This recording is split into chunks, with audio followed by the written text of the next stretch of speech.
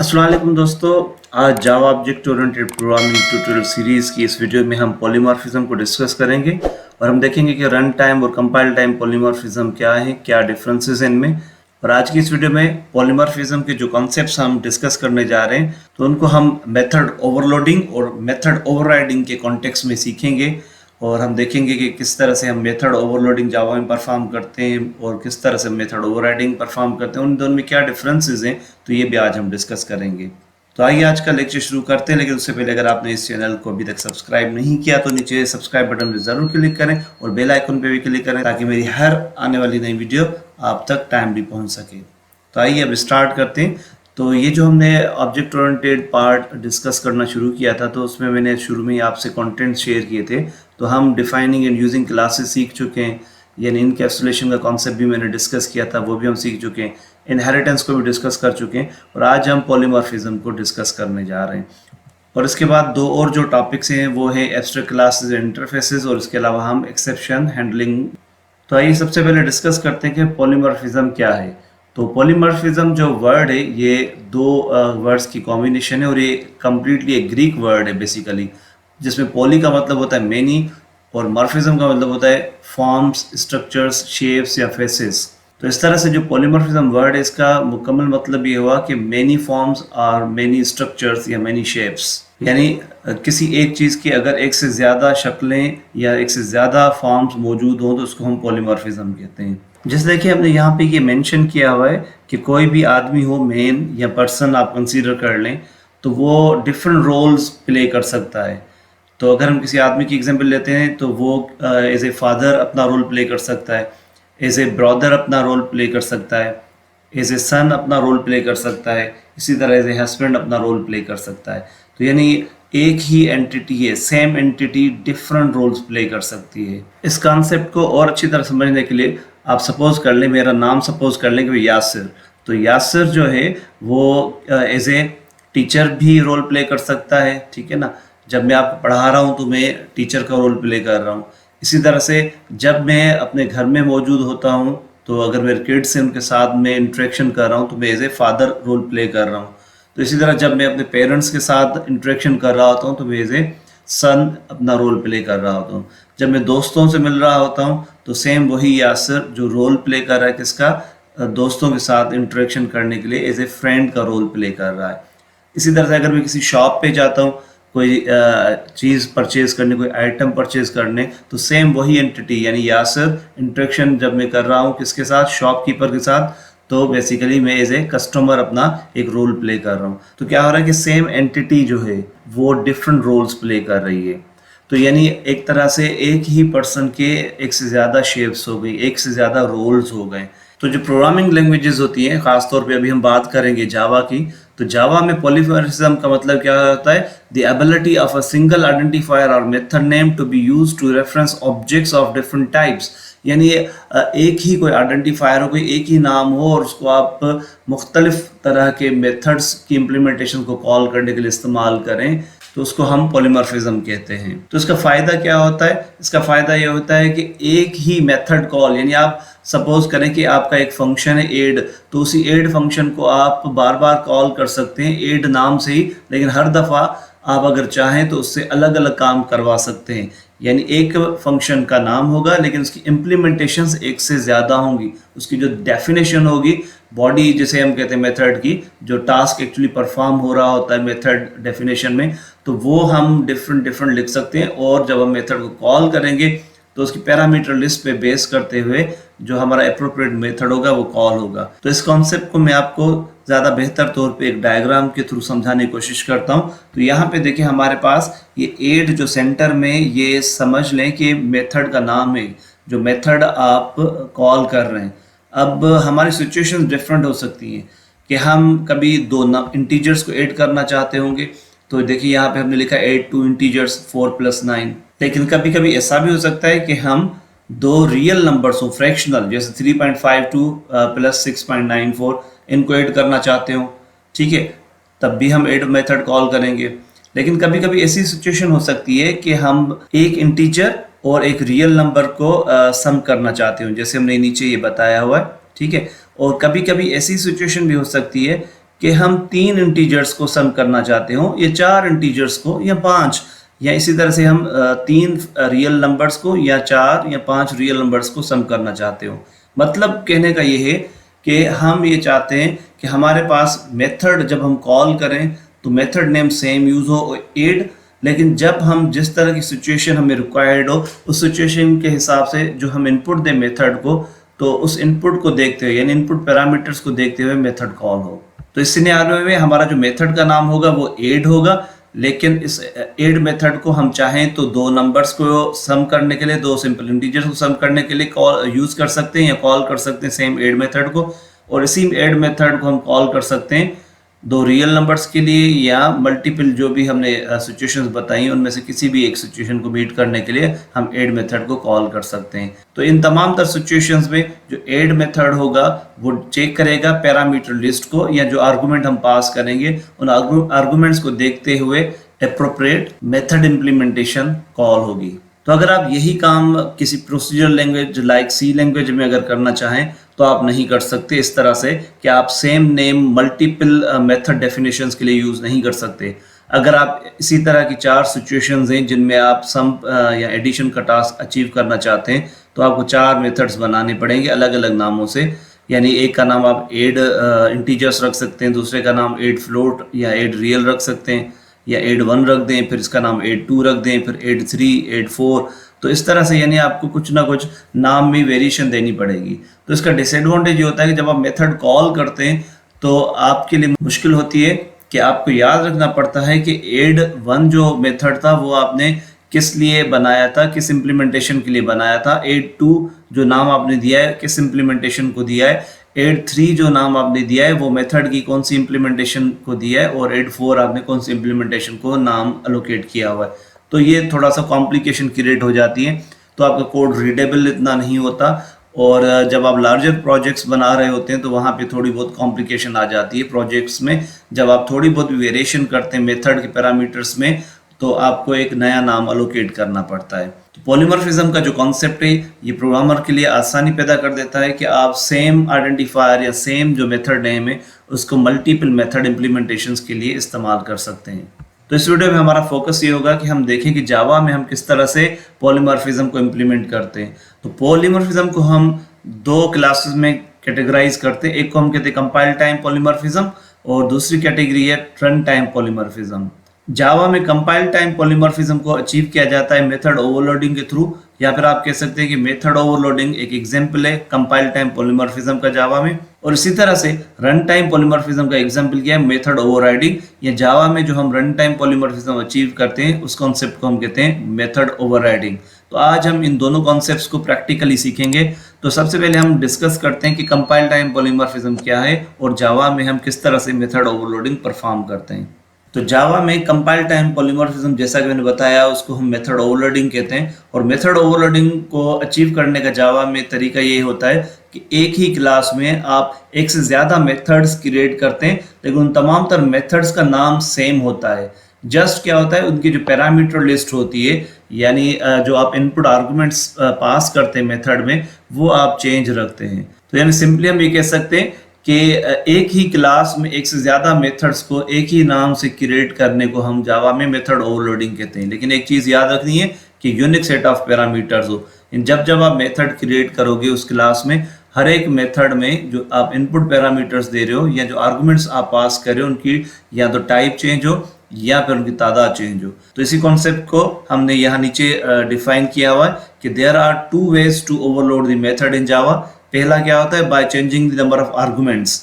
यानी जब आप एक मेथड डिफाइन कर दोगे, ठीक है ना, और उसमें आपने नंबर ऑफ आर्गुमेंट्स 2 रखे हैं इंटीजर, तो अब अगर दोबारा वही आप मेथड क्रिएट करना चाहते हो तो उसी नाम से, तो फिर आपको कम से कम आर्गुमेंट्स की तादाद चेंज करना होगी। अगर 2 इंटीजर थे तब 3 कर दें, या 1 कर दें, या 4 कर दें, या 5 कर दें, ठीक है।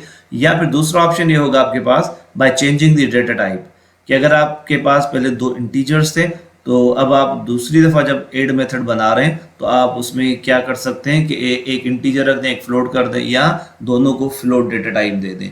तो इसका मतलब ये हुआ कि आप ऑप्शन 1 को यूज़ कर सकते हैं, या यहाँ पे जो ऑप्शन 2 है इसको यूज़ कर सकते हैं, या इनकी कॉम्बिनेशन बना सकते हैं। यानी changing the number of arguments या चेंजिंग द डेटा टाइप या नंबर ऑफ आर्गुमेंट्स को भी चेंज कर सकते हैं और डेटा टाइप्स को भी चेंज कर सकते हैं। तो आइए मेथड ओवरलोडिंग का हम पहला एग्जांपल देखते हैं और उस एग्जांपल में हम ये जो ऑप्शन है changing the number of arguments इसको अप्लाई करेंगे और आप देखेंगे कि किस तरह से आर्गुमेंट्स की तादाद चेंज करके हम मेथड ओवरलोडिंग अचीव करते हैं। तो यहाँ पे देखिए सबसे पहले हमने एक क्लास बनाई है और क्लास का नाम क्या रखा हमने, एडर क्लास। एडर क्लास में हमारे पास दो स्टैटिक मेथड्स हैं और दोनों का नाम क्या है, एड है। तो जरूरी नहीं कि आप स्टैटिक मेथड रखें, आप चाहें तो इंस्टेंस मेथड बना सकते हैं, लेकिन हमने इस कोड को सिंपल और शॉर्ट रखने के लिए ये स्टैटिक मेथड बना दिए। तो स्टैटिक इंटीजर एड और यहाँ पे देखिए integer a comma integer B. तो हम दो पैरामीटर यहाँ हमने मेंशन किए हैं, एक ए और एक बी। और यहाँ पे देखिए जब ये मेथड कॉल होगा एड तो ये रिटर्न क्या करेगा, a प्लस बी। तो दोनों नंबर्स को सम करके रिटर्न कर देगा। सिमिलरली फिर हमने दोबारा से सेम वही मेथड क्रिएट किया, स्टैटिक इंटीजर एड और यहाँ पे हमने integer a comma integer b comma integer c। तो है तो ये तीनों ही इंटीजर, लेकिन यहाँ पे अब तादाद क्या है, चेंज हो गई। अब वहाँ दो थे तो यहाँ तीन हो गए। और नेम देखें एड यहाँ पर भी रखा हुआ है, एड नेम हमने यहाँ पर भी रखा हुआ है, तो सेम नेम है, ठीक है। और यहाँ पे रिटर्न लिखा है a प्लस बी प्लस सी। तो ये हमने क्लास बना दी एडर क्लास। अब उसके बाद हम इन मेथड्स को जब कॉल करना चाहते हैं तो उसके लिए हमने एक टेस्ट क्लास बना दी, क्लास टेस्ट ओवरलोडिंग 1। और यहाँ पे हमने public static void main method call कर लिया, स्ट्रिंग आर्ग्स, इससे तो आप वाकिफ ही होंगे। और यहाँ पे सिंपल हमने क्या लिखा है, system dot out dot println adder dot add, यानी हमने ये मेथड कॉल किया एड, ठीक है। लेकिन अब यहाँ दो मेथड है एड, ये दो आर्गुमेंट्स के साथ मौजूद है और यहाँ तीन। तो कौन सा कॉल होगा, क्योंकि हमने यहाँ जब कॉल किया है तो दो आर्गुमेंट्स पास किए 11 कॉमा 11, तो ऑटोमेटिकली ये जो पहला एड मेथड है ये कॉल हो जाएगा और आपके पास जो रिजल्ट है 22 रिटर्न होगा। इसी तरह से फिर हमने यहाँ system dot out dot println लिखा है और एडर डॉट एड। तो इस दफ़ा हमने तीन आर्गुमेंट्स पास किए 11 कॉमा 11 कॉमा 11। तो आप कोई भी वैल्यूज पास कर सकते हैं और जैसे ही मेथड कॉल होगा तो अब ये पहला वाला नहीं बल्कि सेकंड ये जो एड मेथड है कॉल होगा, क्योंकि हमारे आर्गुमेंट लिस्ट जो है उसमें तीन वैल्यूज हैं 11 11 11। तो फर्स्ट 11 ए में आएगा, सेकंड 11 बी और थर्ड 11 सी में। इस तरह से तीनों सम होकर रिटर्न होंगे। तो जो आउटपुट आएगी इस प्रोग्राम की, तो फर्स्ट लाइन से प्रिंट होंगे 22 और सेकंड लाइन से प्रिंट होंगे 33। So this is the outcome of the program. अच्छा, यहाँ पे एक और बात मैं बताना चाहूँगा कि ये जो रिटर्न टाइप है इसका कोई इम्पैक्ट नहीं होगा। तो रिटर्न टाइप आप सेम भी रख सकते हैं और चेंज भी कर सकते हैं। तो रिटर्न टाइप देखिए यहाँ पे दोनों में सेम रिटर्न टाइप है। तो यूनिक जो हमें रखना है वो इनपुट पैरामीटर्स को रखना है, यानी ये जो हम दे रहे हैं ये जो आपकी पैरामीटर लिस्ट है यूनिक होनी चाहिए, ठीक है। तो यानी इसकी तादाद यहाँ चेंज होनी चाहिए, यहाँ टाइप चेंज होनी चाहिए। तो आइए अब हम मेथड ओवरलोडिंग का एक और एग्जांपल देखते हैं जिसमें हम पैरामीटर टाइप चेंज करेंगे। तो यहाँ पे सेम वही क्लास हम यूज कर रहे हैं और इस क्लास में सेम वही मेथड्स हैं। तो यहाँ पे देखें add integer a comma integer B और सेकंड जो हमने दिया है यहाँ पे रिटर्न टाइप डबल दे दी और इनपुट जो पैरामीटर्स हैं वो भी आप देखें डबल डेटा टाइप के हैं, लेकिन तादाद सेम है। यहाँ पर भी ए बी है और यहाँ पर भी ए बी, दो ही पैरामीटर्स हैं। तो रिटर्न ए प्लस बी, रिटर्न ए प्लस बी। लेकिन जब ये मेथड कॉल होगा तो यहाँ से देखिए हमने जब कॉल किया है तो यहाँ फर्स्ट टाइम हमने क्या वैल्यू दी है 11 कॉमा 11। जब हम इंटीजर वैल्यू देंगे तो ऑटोमेटिकली ये जो फर्स्ट मेथड है हमारे पास add INT A comma INT B ये कॉल होगा और हमें रिजल्ट रिटर्न होगा। इसी तरह से जब हमने सेकेंड टाइम कॉल किया है तो अब हमने यहाँ पे देखिए जो वैल्यूज दिए हैं वो डेसिमल पॉइंट्स के साथ हैं 12.3 12.6। तो जो मेथड कॉल होगा सेकंड वाला ये जो हमने लिखा है डबल एड, तो इसमें दोनों पैरामीटर्स डबल डेटा टाइप के। तो ये मेथड कॉल होगा और फिर जो भी रिजल्ट रिटर्न होना है 12.3 और 12.6 का वो रिटर्न होगा। तो आउटपुट जो एक्सपेक्टेड है वो ये आएगी 22 और 24.9। उम्मीद है कि ये कॉन्सेप्ट आपको क्लियर हो गया होगा कि मेथड ओवरलोडिंग हम किस तरह से अचीव करते हैं जावा में। तो आसान लफ्जों में बस इतना याद रखें कि अगर एक ही सेम क्लास में एक से ज़्यादा मेथड्स आप बना दें और उन तमाम तर मेथड्स का नाम आप सेम रखें, लेकिन जो उसकी पैरामीटर लिस्ट है, ठीक है, वो आप यूनिक रखें। यानी आप या तो उसमें पैरामीटर की तादाद चेंज करते जाएंगे या फिर आप पैरामीटर्स की डेटा टाइप चेंज करते जाएंगे। तो इस तरह से अगर आप मल्टीपल मेथड्स क्रिएट करें विद सेम नेम तो इसको हम मेथड ओवरलोडिंग कहते हैं और इसको हम कहते हैं कंपाइल टाइम पॉलीमॉर्फिज्म, क्योंकि कंपाइलर कंपाइलेशन के दौरान ही तय कर लेता है कि कब कौन सा मेथड कॉल होगा।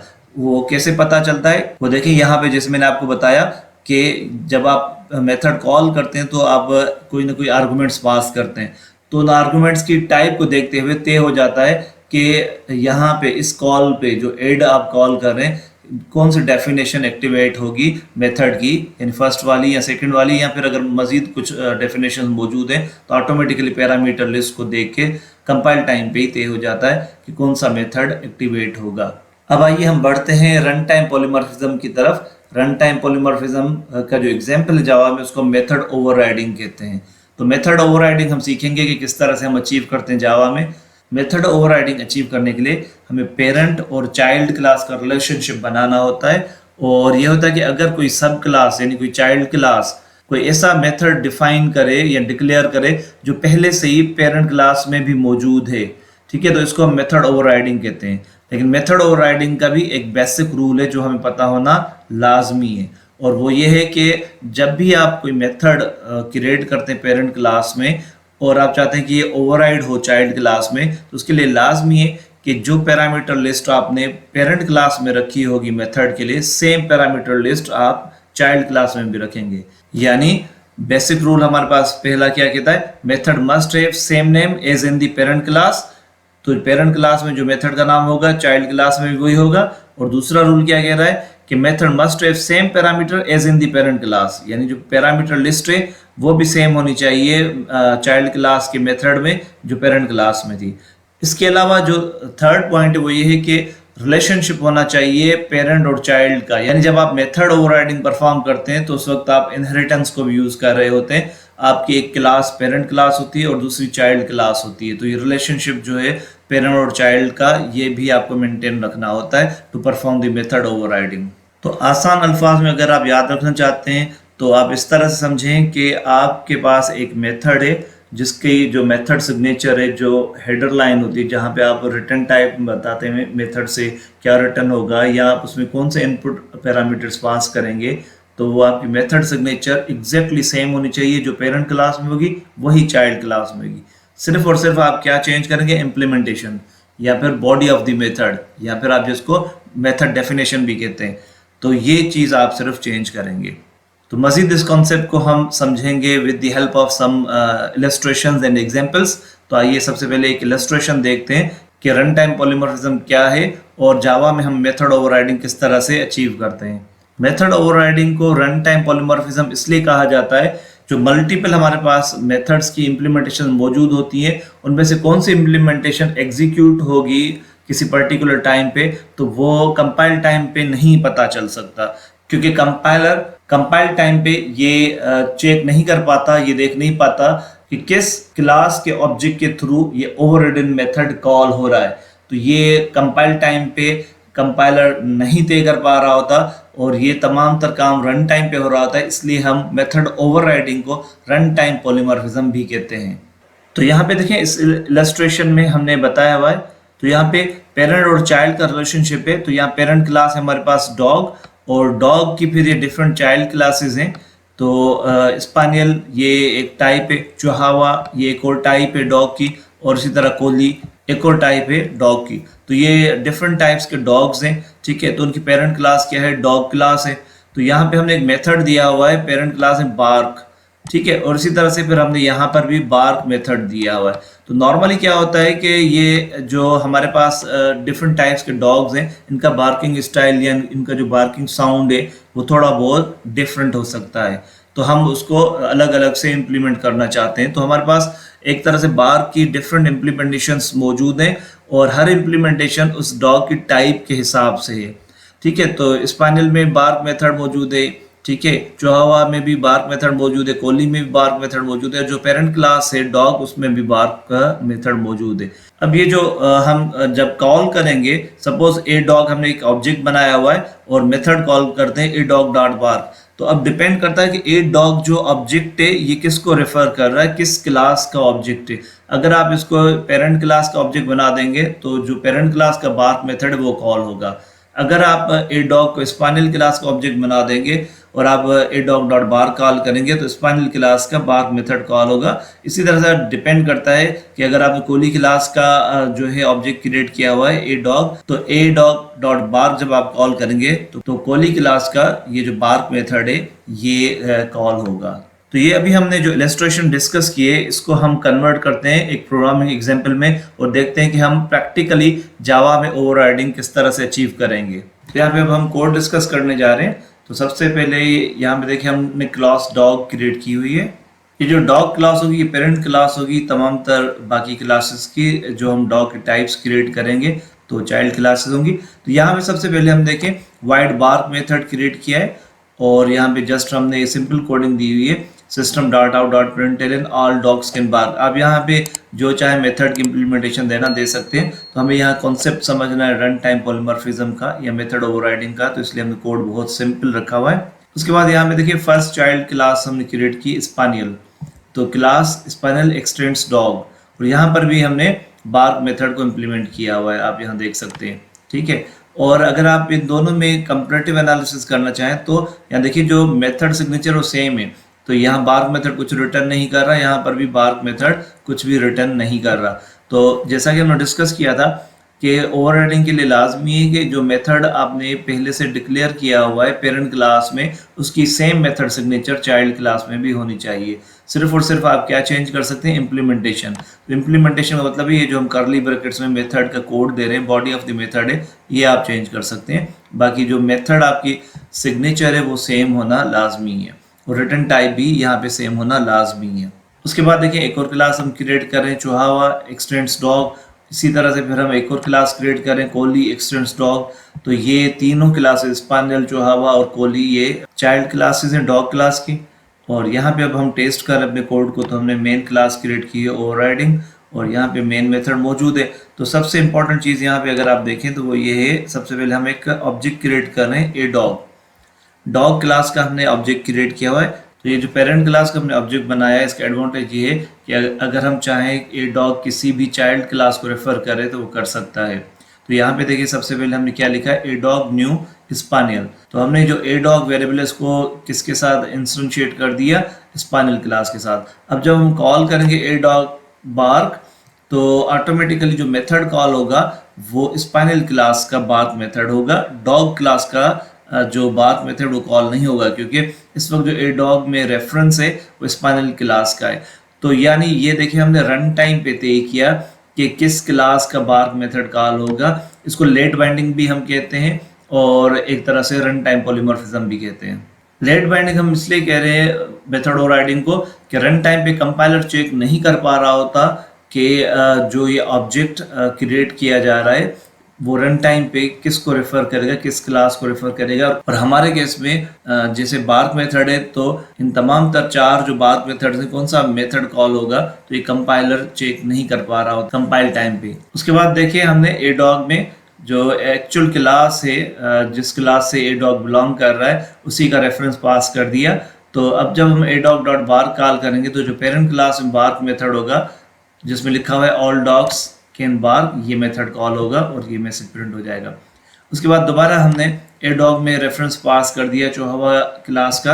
अब जब हम a dog dot bark call करेंगे तो चोहा क्लास में जो ये बार्क इम्प्लीमेंटेशन मौजूद है जिसमें लिखा हुआ है चोहा डॉग इज बार्किंग, ये प्रिंट हो जाएगा। उसके बाद हमने कोली डॉग का रेफरेंस पास किया ए डॉग में। तो जब हम a dog dot bark call करेंगे ये जो लिखा हुआ है system dot out dot println collie dog is barking, ये इम्प्लीमेंटेशन एग्जीक्यूट होगी और ये स्क्रीन पे लिखा हुआ आ जाएगा। तो यहाँ तक तो आपने देखा कि जो डॉग क्लास का हमने ए डॉग ऑब्जेक्ट बनाया था उसके थ्रू हमने तमाम तर बार्क मेथड्स कॉल किए। लेकिन अगर आप चाहें तो डायरेक्टली जो चाइल्ड क्लास है उसका ऑब्जेक्ट भी क्रिएट कर सकते हैं। जैसे हमने यहाँ लिखा है spaniel SP dog equals to new spaniel. अब यहाँ पे हमने कॉल किया एसपी डॉग डॉट बार्क, तो ये भी वैलिड स्टेटमेंट है। और जब आप इस तरह से मेथड कॉल करेंगे तो जो स्पानियल क्लास है उसका जो बार्क मेथड है वो कॉल हो जाएगा। इसके अलावा एक चीज़ जहन नशीब कर लें कि अगर आप इस तरह से लिखते हैं जैसे हम लिखा SP dog equals to new dog, यानी चाइल्ड क्लास का हमने ऑब्जेक्ट बनाया था एसपी डॉग, उसमें हम अब रेफरेंस देना चाहते हैं पेरेंट क्लास का, तो ये पॉसिबल नहीं है। तो यहाँ पे आपके पास एरर आ जाएगा। यानी अगर पेरेंट क्लास का ऑब्जेक्ट है तो उसमें आप चाइल्ड क्लास के रेफरेंसेस दे सकते हैं और वो रेफर कर सकता है चाइल्ड क्लास के ऑब्जेक्ट को। लेकिन अगर आपका चाइल्ड क्लास का ऑब्जेक्ट है तो वो पेरेंट क्लास के ऑब्जेक्ट को रेफर नहीं कर सकता। तो ये आपको याद रखना है कि ये जो हमने लास्ट में लाइन दी है ये पॉसिबल नहीं है। तो आप ये कमेंट्स हटा के जब रन करके देखेंगे तो आपको ऑटोमेटिकली पता चल जाएगा कि एरर जनरेट हो रहा है। तो फाइनली जब आप इस कोड को रन करेंगे तो कुछ इस तरह से आउटपुट आएगी कि फर्स्ट टाइम जब हमने कॉल किया a dog dot bark method, तो ए डॉग जो था वो रेफर कर रहा था स्पेनियल क्लास को, तो इसलिए स्पेनियल डॉग इज बार्किंग, तो स्पेनियल क्लास का जो बार्क मेथड है वो कॉल हो गया। उसके बाद यहाँ पे देखिए हमने ए डॉग इक्वल्स टू लिखा न्यू डॉग, यानी ये जो ए डॉग ऑब्जेक्ट है अब डॉग क्लास को रेफर कर रहा है। तो बार्क मेथड भी डॉग क्लास जो पेरेंट क्लास है वहां से कॉल होगा। तो यहाँ देखिए मैसेज प्रिंट हो गया ऑल डॉग्स कैन बार्क। उसके बाद इसी तरह से फिर हमने जो ए डॉग हमारे पास ऑब्जेक्ट था उसमें रेफरेंस दे दिया चोहावा क्लास का।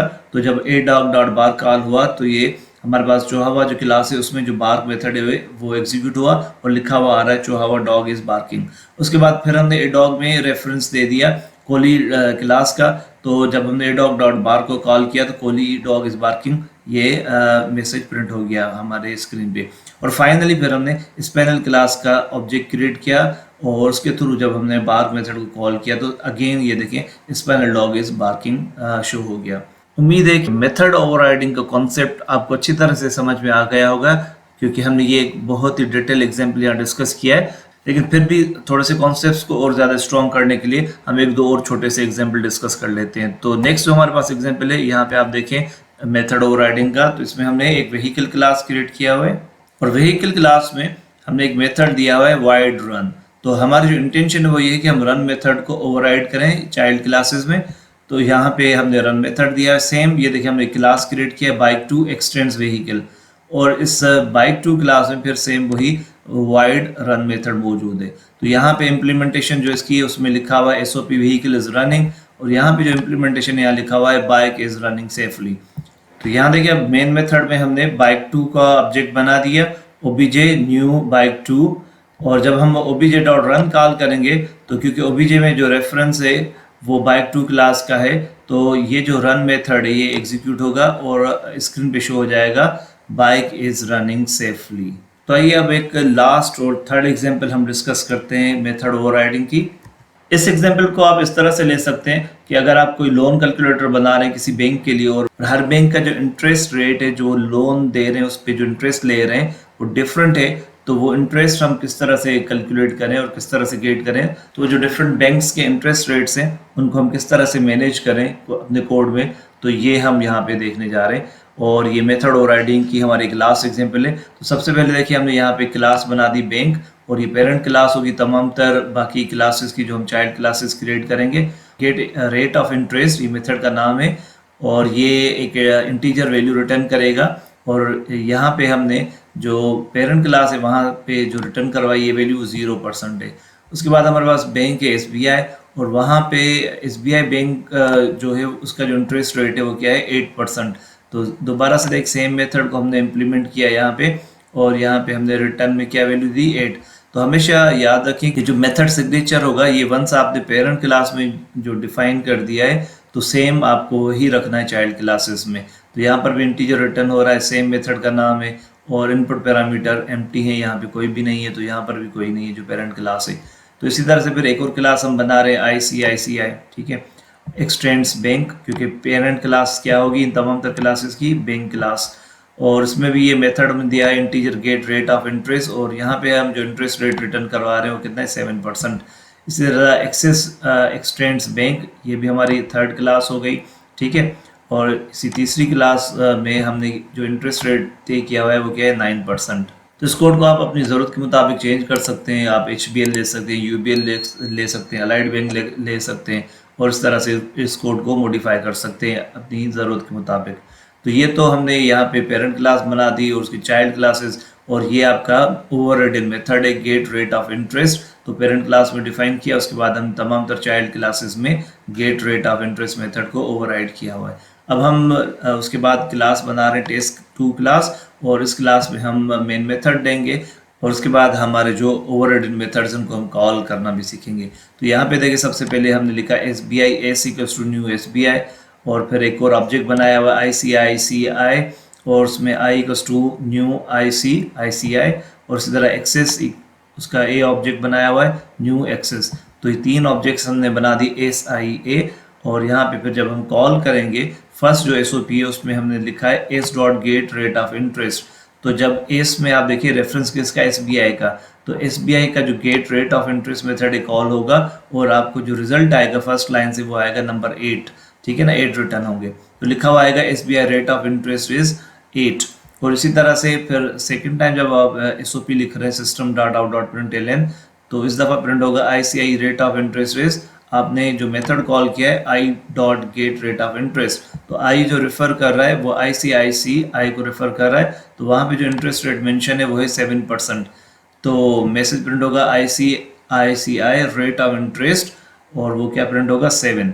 इसी तरह से लास्ट जो लाइन है हमारे एक्सेस रेट ऑफ इंटरेस्ट, तो हमने यहाँ लिखा हुआ है A dot gate rate of interest. जब अब आप कॉल करोगे इस मेथड को गेट रेट ऑफ इंटरेस्ट को, तो A रेफर कर रहा है एक्सेस क्लास को और वहाँ पे जो रेट ऑफ इंटरेस्ट हमने तय किया हुआ है वो है 9%।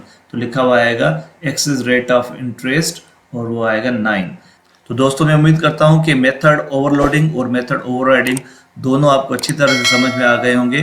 तो आइए फाइनली हम थोड़ा सा कंपैरेटिव एनालिसिस कर लेते हैं कि मेथड ओवरलोडिंग और मेथड ओवरराइडिंग में मेजर डिफरेंसेस क्या है। तो जो पहला डिफरेंस है उससे हम ये कहते हैं कि मेथड ओवरलोडिंग हम यूज़ करते हैं ताकि हम अपनी कोड की रीडेबिलिटी बढ़ा सकें, न सिर्फ रीडेबिलिटी बढ़ा सकें लेकिन कोड को सिंपल और आसान भी बना सकें। और मेथड ओवरराइडिंग हम इसलिए यूज़ करते हैं कि हमें एक पेरेंट क्लास में कोई मेथड है और उसी की मुख्तलिफ इम्प्लीमेंटेशंस जो चाइल्ड क्लासेस मौजूद हैं, तो किसी ख़ास इम्प्लीमेंटेशन को अगर हमें सुपर क्लास में से चाइल्ड क्लासेस में से एक्टिवेट करना हो तो फिर हम ये मेथड ओवरराइडिंग के थ्रू अचीव कर सकते हैं। दूसरी बात है कि मेथड ओवरलोडिंग जब हम परफॉर्म करते हैं तो वो सेम क्लास में हम परफॉर्म करते हैं। मेथड ओवरराइडिंग परफॉर्म करने के लिए हमें इनहेरिटेंस का इस्तेमाल करना पड़ता है और पेरेंट और चाइल्ड क्लासेस का रिलेशनशिप बनाना पड़ता है, क्योंकि जो हमारा मेथड ओवरराइड होना है उसका पेरेंट क्लास में मौजूद होना लाजमी है। उसी मेथड की हम मुख्तलिफ इम्प्लीमेंटेशंस चाइल्ड क्लासेस में दे रहे होते हैं। इसके अलावा याद रखें कि जो मेथड ओवरलोडिंग होती है उसमें पैरामीटर डिफरेंट होते हैं, यानी पैरामीटर लिस्ट यूनिक होनी चाहिए, या फिर सिंपली आप कह सकते हैं कि जो मेथड सिग्नेचर होती है, जो आपका पहली लाइन होती है जहां आप मेथड की रिटर्न टाइप और इनपुट पैरामीटर्स बता रहे होते हैं, वो तमाम तर यूनिक होने चाहिए। रिटर्न टाइप तो सेम आप दे सकते हैं लेकिन आपके जो स्पेशली इनपुट पैरामीटर्स हैं वो यूनिक होना लाजमी है मेथड ओवरलोडिंग में। जबकि मेथड ओवरराइडिंग में इसके अपोजिट काम हो रहा होता है और इसमें ये लाजमी है कि जो पैरामीटर लिस्ट है वो सेम हो, यानी ओवरलोडिंग में पैरामीटर लिस्ट डिफरेंट होनी चाहिए, यूनिक सिग्नेचर आपको चाहिए होता है। मेथड ओवरराइडिंग में आपको सेम पैरामीटर लिस्ट चाहिए होती है, यानी आपकी मेथड सिग्नेचर सेम होनी चाहिए, रिटर्न टाइप और मेथड नेम और इसके अलावा जितने भी आप आर्गुमेंट्स पास करेंगे मेथड में, वंस आपने पेरेंट क्लास में डिक्लेयर कर दिए तो जितने भी चाइल्ड क्लासेस में आप उस मेथड की इम्प्लीमेंटेशंस देते जाएंगे, यानी आप जहाँ जहाँ ओवरराइड करेंगे चाइल्ड क्लास में उस मेथड को, तो वहाँ पे सेम वही मेथड सिग्नेचर यूज़ करेंगे जो आप पेरेंट क्लास में दे चुके हैं। मेथड ओवरलोडिंग को जावा में कंपाइल टाइम पॉलीमॉर्फिज्म का एग्जांपल कंसीडर किया जाता है और इसके अलावा जावा मेथड ओवरलोडिंग को अर्ली बाइंडिंग कहा जाता है, जबकि मेथड ओवरराइडिंग जो है वो रन टाइम पॉलीमॉर्फिज्म का एग्जांपल है।